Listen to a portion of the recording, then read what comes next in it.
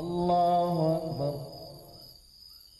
Allahu Akbar.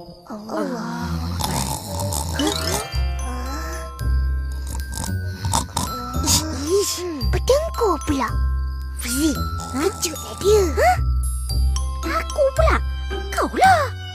Kau ke sebelah dia. Betul. Mana boleh. Batallah sembahyang aku. Gerak sikit je. Tak apa.